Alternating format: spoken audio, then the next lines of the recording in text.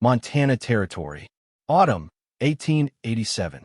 Nobody noticed what was happening beneath Samuel Garrett's barn. From the outside, it looked like any other weathered structure dotting the valley. Rough-hewn timber, a sloped roof patched with tar paper, hay bales stacked against the northern wall. Just another farmer preparing for another brutal winter. But underneath that ordinary barn floor, something different was taking shape. While his neighbors stockpiled cord after cord of firewood, while they chinked every gap in their cabin walls with moss and clay, while they prepared to fight winter the same way their fathers had, Samuel was digging. And people thought he'd lost his mind. If you want to discover one practical survival technique every week that actually worked when lives depended on it, hit that subscribe button right now. And drop a comment telling me where you're watching from. I read every single one. Because what happened that winter would change how people in that valley thought about warmth, shelter, and the very ground beneath their feet. The question wasn't whether Samuel Garrett was crazy. The question was, what did he understand about survival that everyone else had missed? This wasn't some wild experiment born from desperation. Samuel had spent 10 years working the copper mines in Butte, long shifts in tunnels that stretched deep into the mountain. And down there, hundreds of feet below the surface, he noticed something that every miner knew but few ever thought about. The temperature never changed. Summer or winter, scorching July or frozen January, the rock face stayed cool and constant. Not cold enough to freeze. Not warm enough to sweat. Just steady. While other men saw mining as brutal work to escape from, Samuel saw it as an education. He learned how Earth insulates, how depth creates stability, how the planet itself maintains a temperature that has nothing to do with the weather raging on the surface. And when he finally left the mines, bought his land, and started raising his family in a valley where winter killed livestock and sickened children, that knowledge stayed with him, waiting until the year his youngest son nearly didn't make it through February. Samuel Garrett wasn't the kind of man who drew attention. 42 years old, former copper miner from Butte, he bought his claim 3 years earlier with money saved from working underground. The irony wasn't lost on him. He'd spent a decade tunneling through rock, and now he was doing it again. But this time, it was for his family. His wife, Margaret, kept the house while managing their 3 children. Elizabeth, 9, William, 7, and little James just turned 4. The cabin they lived in was solid enough. Pine logs, stone foundation, a fieldstone chimney Samuel had built himself. By the standards of 1887 Montana, it was respectable. But respectable didn't mean warm. Every winter told the same brutal story. Temperatures would plunge to 20, 30, sometimes 40 degrees below zero. The wind that screamed down from the mountains didn't just chill. It hunted for every crack, every seam, every weakness in a structure. And wood, the only fuel that mattered, was getting harder to come by. The nearest timber was 3 miles uphill. Samuel would spend 2 days cutting, another day hauling with the wagon. A good haul meant 12 to 15 cords for the winter. But the cabin devoured it. The firebox needed feeding every 4 hours, sometimes more when the temperature dropped. At night, the fire would die down, and by morning, ice would form on the inside of the windows. The children slept in one room, huddled together under every blanket the family owned. Margaret would heat stones in the fire, wrap them in cloth, and tuck them into the beds. By midnight, those stones were cold. James had been sick twice the previous winter. A wet cough that wouldn't quit, shallow breathing that terrified Margaret in the dark hours before dawn. The doctor from Helena, when he finally arrived after a 3-day delay, said it simply, the cold. It weakens them. Samuel had stood in the barn that spring, watching his breath fog in the April air, and made a decision. He'd spent 10 years underground. He knew something most farmers didn't. The earth holds temperature. 6 feet down, the rock face in those Butte tunnels stayed a constant cool. Never freezing, never hot. 50 degrees, maybe 55, all year round. The earth didn't fight winter. It ignored it. That summer, while his neighbors repaired roofs and split wood, Samuel started digging beneath his barn floor. He didn't announce it, didn't ask for advice, didn't seek permission from men who would have told him it was foolish. He simply started. Every morning after the farm chores were done, he'd disappear into the barn with his mining pick and a bucket. Margaret would bring him water at midday, ask how it was going, and he'd just nod. The children knew their father was working on something, but they didn't ask questions. In a place where survival was measured in cordwood and canning jars, everyone had their projects. What Samuel was building wasn't just shelter. It was a lesson in physics that most farmers never learned because they never had to. Heat rises, everyone knew that. Cold sinks, obvious. But what most people didn't understand was that the Earth, just 6 feet down, exists in a different thermal world. It doesn't care about blizzards. It doesn't respond to wind chill. The frozen surface might be 30 below, but 6 feet down, the temperature holds steady at 50, 55 degrees. Always. It's the planet's own baseline, created by the slow transfer of heat from the molten core, insulated by layers of soil and stone that change temperature so slowly that seasons become irrelevant. Samuel had lived in that stability for a decade underground. Now, he was going to bring his family into it. The work was slow, deliberate, and mostly invisible. Samuel chose the barn for 3 reasons. First, the structure was already built, a roof over his head while he worked. Second, the barn sat on higher ground than the cabin, which meant better drainage. Third, and most important, nobody paid attention to what happened inside a barn. He started in June, after the ground thawed enough to work. The plan was simple in concept, complex in execution. He needed a chamber, 8 feet wide, 12 feet long, 6 feet deep. The barn floor would act as the lid. Access would be through a trapdoor concealed under hay bales. Ventilation would run through a shaft hidden inside the barn's wall, venting outside where it would look like nothing more than a knothole. The digging itself was familiar work: pick, shovel, bucket. He'd haul the dirt out at night, spread it in the far field where it wouldn't be noticed. Every swing of the pick took him deeper into stable temperature. But this wasn't just a hole in the ground. Samuel lined the walls with fieldstone, the same granite and limestone he'd pulled from his own land. Each stone was selected, fitted, dry-stacked with clay mortar. The walls needed to breathe just enough to prevent moisture buildup, but tight enough to hold heat. The north and west walls, which faced the coldest winds above ground, got an extra layer, 18 inches thick instead of 12. The floor was crucial. He couldn't just leave bare earth. Moisture would rise. Cold would seep up through boots and blankets. So he laid a bed of river stone, 8 inches deep, over a base of gravel for drainage. On top of that, flat slabs of limestone fitted tight. Thermal mass. The same principle he'd seen in mine shafts. Stone holds temperature, releases it slowly. The ceiling was the barn floor itself, but Samuel reinforced it. Extra joists, closer spacing, double-planked. He couldn't risk a collapse, and he needed insulation. Between the floor joists, he packed a mixture of clay, straw, and sawdust. Dense, dry, effective. Ventilation was the trickiest part. He needed fresh air, but he couldn't let heat escape or cold pour in. He built a simple shaft, 4-inch diameter, running up through the interior barn wall to the outside. At the bottom, inside the chamber, he installed a small metal damper he could adjust. At the top, outside, he angled the exit downward to prevent rain and snow entry, disguised it with a piece of weathered wood. For heat, he didn't need much. A small fire pit in the center of the chamber, 2 feet across, lined with firebrick he'd traded for in Helena. But here's what made it different. The flue didn't go straight up. It ran horizontal, buried under the barn floor for 8 feet before rising to vent outside.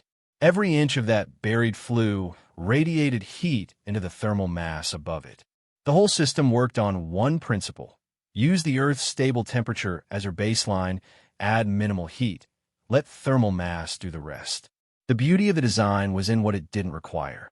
No massive firebox consuming cord after cord of wood. No constant feeding through the night. No battle against walls that leaked heat as fast as you could generate it. The Earth was doing most of the work. Samuel was just nudging the temperature up from 55 degrees to 65, a 10-degree lift instead of the 60 or 70-degree fight his cabin faced every winter night. He tested the ventilation in August, burning green wood to create maximum smoke, checking for backdraft, adjusting the damper until the air moved just right, fresh but not drafty, clearing smoke but not bleeding heat. He tested the drainage during a heavy rain, watching for any seepage through the stone walls. Nothing. The gravel base did its job. He tested the structural integrity by loading the barn floor with every piece of equipment he owned, then walking the length of it, listening for creaks, feeling for give. Solid. The extra joists held. By September, he'd moved a table and 4 chairs down there, a shelf for supplies, a small stove he'd modified to fit the fire pit. By October, it was ready. By October, it was finished. From above, you'd never know it existed. The trapdoor was hidden under a pile of hay bales and tools. The ventilation shaft looked like a crack in the barn wall. Even the chimney for the horizontal flue exited behind the barn, low to the ground, easy to miss. Samuel had built a shelter that lived between worlds, below winter's reach, above summer's heat, hidden in plain sight. And when he mentioned it to his neighbor, Caleb Drummond, the response was immediate. "You dug into your own barn? Sam, you're going to bring the whole thing down on your head." Word spread the way it always does in a small valley. Quietly at first, then louder. Garrett's gone and dug himself a cellar under the barn. Not a cellar. He's talking about living down there. Living? Like some kind of groundhog. The criticism wasn't mean-spirited, not exactly. It was the casual dismissal that neighbors give to ideas that seem too strange to take seriously. When Robert Finch, the closest thing to settlement, had to an experienced builder, stopped by in late October to borrow a saw, he saw the trapdoor. "That's your winter plan? A hole in the ground?" Samuel explained the concept. Stable earth temperature, thermal mass, minimal fuel consumption. Finch listened with the patience of a man who'd heard foolish ideas before. "Sam, I've built 17 structures in this territory. Cabins, barns, even a church. And I'll tell you what I know. You live above ground because that's where people belong. You put yourself in a hole, you're asking for moisture, you're asking for cave-ins, you're asking for trouble you can't see until it's got you." He wasn't angry, just certain. Others were less polite. Henry Walsh, who ran the supply store in town, made a joke that spread through the valley. "Garrett's building his family a grave before winter does it for him." Eva Margaret had doubts. She never said it directly, but Samuel could see it in the way she looked at the barn, the way she hesitated when he suggested the children could sleep down there if the cabin got too cold. "It's safe," he told her. "I've shored everything. The ventilation works. It'll stay dry. And if it doesn't," he didn't have an answer that satisfied her. So he did what he'd always done. He showed her. He spent a night down there himself in early November when the first real cold snap hit. Took a thermometer, a notebook, and a wool blanket. The cabin that night, with a fire burning strong, held at 48 degrees by morning. The underground chamber, with no fire at all, stayed at 53. Margaret saw the numbers. She didn't say anything, but she nodded. The rest of the valley didn't see those numbers. They saw a farmer who'd wasted his summer digging when he should have been cutting wood. They saw a man who thought he was smarter than generations of people who'd survived Montana winters just fine without tunneling like a mole. The talk continued through November. At the supply store, men would shake their heads. Garrett's going to freeze his family trying to prove some mining trick works on a farm. In the small church where families gathered on Sundays, women would glance at Margaret with something between pity and concern. One older woman, Mrs. Henley, who'd survived 40 Montana winters, pulled Margaret aside after service. "Your husband's a good man, dear, but sometimes good men get strange ideas. Don't let pride keep those children in danger." Margaret didn't respond. What would she say? That she'd felt the temperature herself? That the chamber stayed warmer with no fire than their cabin did with one burning? That her husband had spent 10 years learning something underground that might actually save them? It sounded defensive. It sounded like a wife covering for a husband's mistake. So she stayed quiet, and the assumptions continued. And when November gave way to December, when the temperature started its yearly plunge toward the depths, everyone figured the same thing. Samuel Garrett was going to learn his lesson the hard way. December 1887 came in cold and stayed cold. By the second week, The thermometer outside Samuel's cabin read 15 degrees below zero at dawn. By the third week, 25 below. The snow wasn't the problem. It rarely was. The problem was the wind.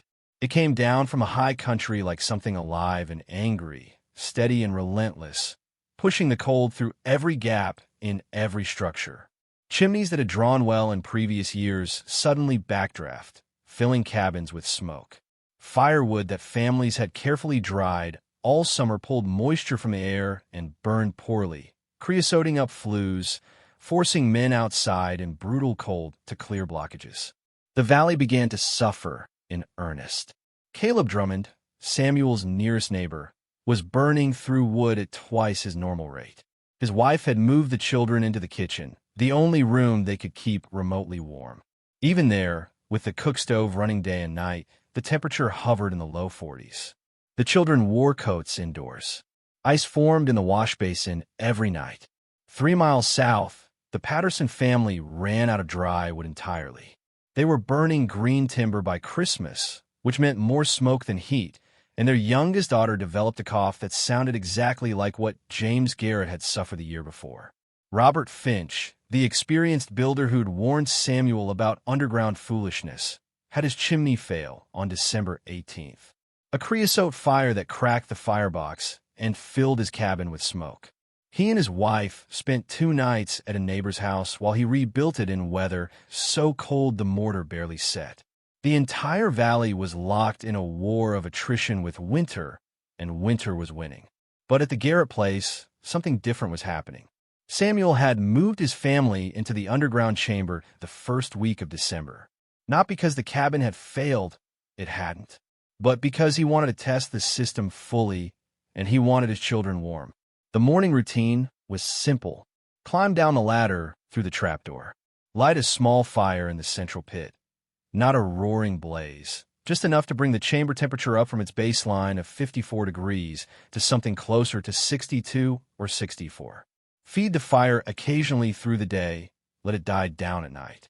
The chamber held temperature like nothing Samuel had ever experienced. The stone walls, warmed gradually by the small fire and the earth's own stable temperature, radiated heat back long after the flames died. The limestone floor stayed warm underfoot. The insulated ceiling kept precious heat from escaping upward. And because the chamber was below frost line, the earth itself never froze. It stayed locked at that constant 50-degree baseline that required so little energy to improve upon. By Christmas, Samuel was using 1/3 the wood he'd burned the previous winter. The children slept without coats. Margaret could work without her fingers going numb. The air was dry, breathable, smoke-free. The contrast was stark in ways that went beyond temperature. In the cabin, even with the fire roaring, there were cold zones, corners where the wind found its way in, floor areas where the chill radiated up through the boards, spaces near the windows where frost formed and melted and formed again. The underground chamber had none of that. The temperature was uniform. 62 degrees in the center meant 62 degrees in the corners. The stone walls radiated consistent warmth. The floor stayed comfortable underfoot. There were no drafts because there was no wind exposure. No moisture because the drainage worked. No smoke because the horizontal flue created perfect draw. Elizabeth, the eldest, noticed it first. "Mama, I can read down here at night." And she could. The steady temperature meant the lamp oil didn't thicken. The lack of drafts meant the flame didn't flicker. She'd sit at the small table with her book, warm enough in just a wool dress, while 3 miles away children her age huddled under blankets in rooms too cold for anything but sleep. And nobody knew. From the outside, the Garrett place looked quiet. Smoke from the cabin chimney. Samuel still kept a fire there during the day for cooking and appearance. Smoke from the small flue behind the barn, so minimal it was easy to miss. Snow on the roof, ice on the windows, the same cold-beaten look every other structure in the valley wore. Then, 3 days after Christmas, Caleb Drummond came by. Stay with me, because what happened next made every person in that valley question everything they thought they knew about staying warm.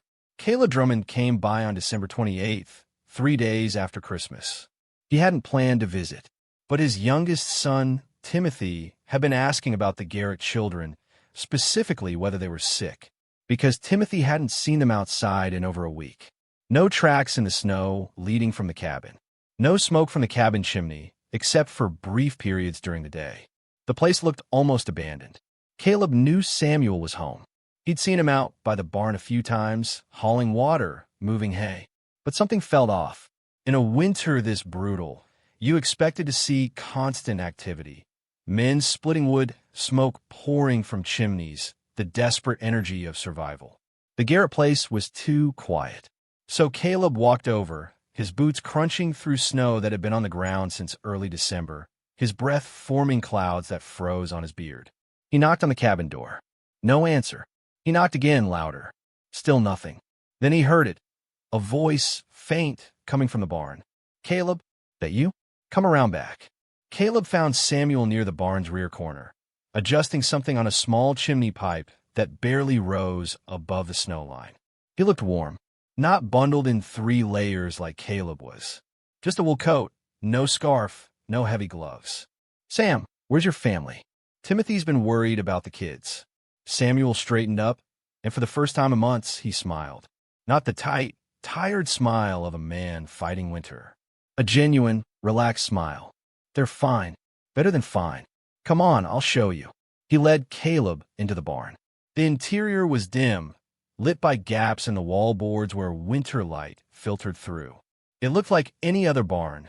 Tools on the walls, hay stacked in the corners, the smell of animals and old wood. Samuel walked to the center, kicked aside a pile of hay, and revealed a wooden trapdoor set flush with the floor. "You dug a cellar?" Caleb said. "That's where they are." Not exactly a cellar. Samuel lifted the trapdoor. Warm air rose from below. Not hot, but noticeably warmer than the barn, warmer than any building Caleb had been in all winter. Light flickered from below. Voices. Children laughing. "Come down. See for yourself." Caleb descended the ladder, and what he saw made him stop halfway down. The chamber was maybe 8 feet wide, 12 feet long. Stone walls, fitted tight, rising to a timber-reinforced ceiling. A flat stone floor. A small fire burning in a central pit. Not a roaring blaze, just a modest fire you'd use for cooking. And sitting around a table, as comfortable as if it were a spring afternoon, were Margaret and the 3 children. Elizabeth was reading. William was working on a carving project. Little James was playing with wooden blocks on the floor. None of them wore coats. Margaret was in a simple house dress, her sleeves rolled to her elbows. The temperature wasn't what you'd call hot, but it was warm, genuinely, comfortably warm. Caleb stood there, at the base of the ladder, trying to reconcile what he was seeing with what he knew about winter survival. His own children, 3 miles away, were huddled under blankets in a room they could barely keep above 40 degrees. His wife had given up on doing anything except basic cooking because her hands went numb too quickly. He'd burned through more wood in the past month than he usually used in 6 weeks. And the Garretts were living underground, in what looked like less space than his kitchen, warmer than he'd been since October. "Ow," he finally said. Samuel explained it simply. The Earth's stable temperature. The thermal mass of the stone walls and floor. The insulated ceiling. The minimal fire needed to lift the baseline temperature just 10 or 12 degrees. The horizontal flue that radiated heat into the barn floor above. The ventilation system that brought fresh air without bleeding warmth. "How much were you burning?" Caleb asked. "Maybe a quarter cord since we moved down here." 3 weeks. Caleb did the math in his head. He'd burned 2 full cords in the same period. 8 times as much. And he was still cold. "The walls never freeze," Samuel continued. "The floor stays warm. We keep the fire small during the day. Let it die at night. By morning, it's still 58, 60 degrees. Light it again, we're back to 65 by midday." Margaret spoke up. "The children haven't been sick once. No coughs, no chills. Last winter, we couldn't say that past November." Caleb looked around the chamber again. It was simple, almost crude by conventional standards. No windows, no decoration, just stone, timber, earth, and practical design. But it worked. It worked better than anything he'd seen. He climbed back up the ladder, Samuel following. They stood in the barn, and Caleb looked at his neighbor with an expression that mixed disbelief with something like embarrassment. Everyone thought you were crazy. I know. I told my wife you were going to collapse the barn on your family. I heard that one too. Caleb shook his head. Can I bring some people by? My brother-in-law is struggling. The Harrisons lost their woodpile to moisture. They need to see this. Samuel nodded. Bring whoever needs to see it. Within 2 days, 7 families had visited the Garrett barn. Now you're about to see how one farmer's crazy idea became the solution an entire valley couldn't ignore. Stay with me. By New Year's Day, 1888, the underground chamber beneath Samuel Garrett's barn had become something of a pilgrimage site. Men who'd spent the previous months dismissing Samuel as foolish now stood at the base of that ladder, thermometers in hand, notebooks open, trying to understand what they were witnessing. And the numbers, cold, objective, undeniable, told a story that couldn't be argued with. Robert Finch, the experienced builder who'd warned Samuel about underground living, brought his own thermometer and the measuring tape. He was the kind of man who trusted data over opinion, and he was thorough. He measured the chamber's dimensions, checked the stone wall thickness, examined the ventilation system, and timed how long the fire burned on a single load of wood. Then he took temperature readings, multiple spots, multiple times of day. He recorded everything. Ambient outside, 18 degrees below zero.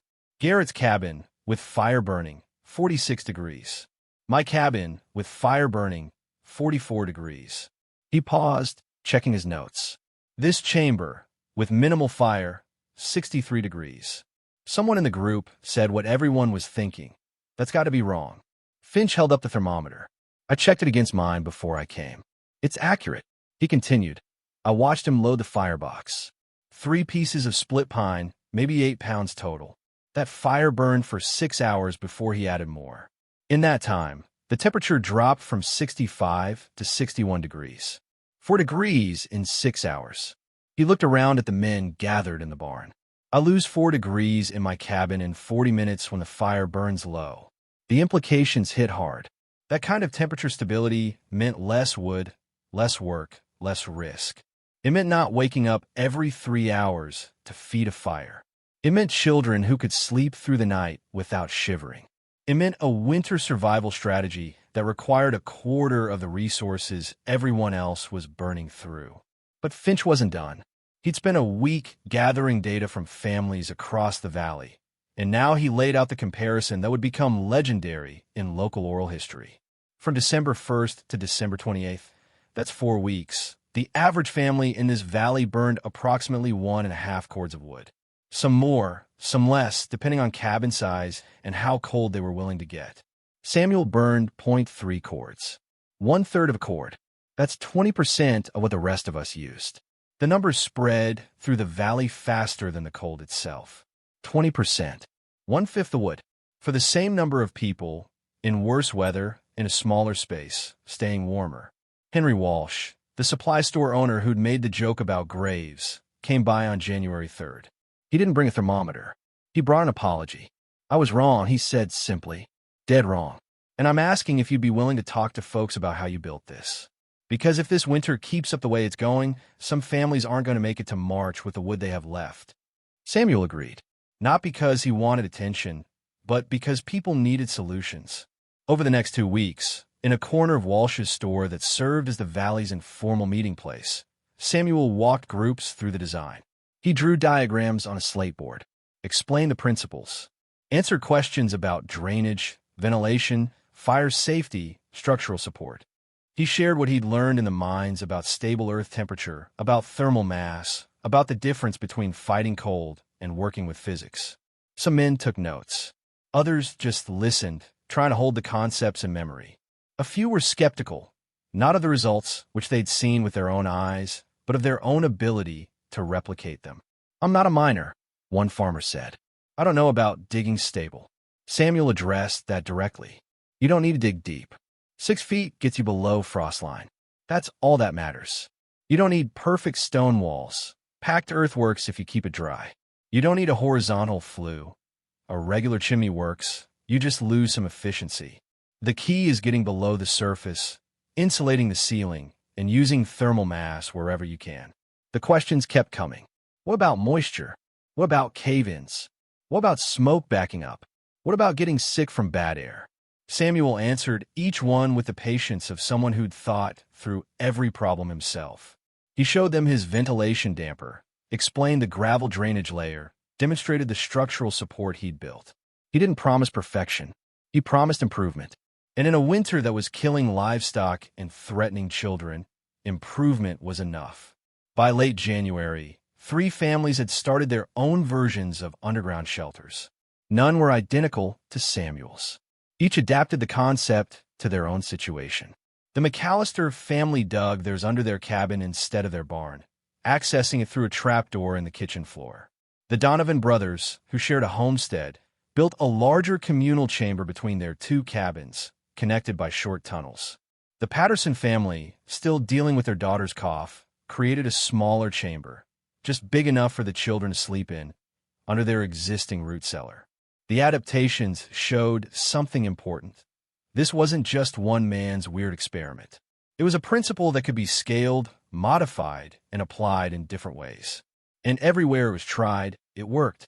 Margaret Garrett watched the transformation from her warm chamber below the barn. Women who'd pitted her 2 months earlier now asked for her advice. Children who'd been too sick to play with her kids were getting better. The valley was learning, adapting, surviving. And Samuel, the man they called crazy, was just glad people were warmer. Educational note. This video presents historically inspired reconstructions for educational and storytelling purposes. Characters, names, and specific events are fictional, while the techniques, concepts, and principles discussed are based on real historical practices and well-established physical or practical knowledge. Any modern application should be evaluated according to current standards, safety guidelines, and applicable laws or regulations. This content is educational in nature and does not constitute professional, technical, or legal advice.